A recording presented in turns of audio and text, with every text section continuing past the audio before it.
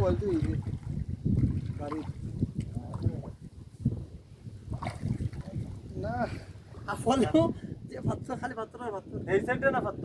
হ্যাঁ এখানে কি পাত্র আছে এই বুঝলাম না তোমাদের বলে হিন্দি বলি আর কই তুলে হেডা আমরা তুলবো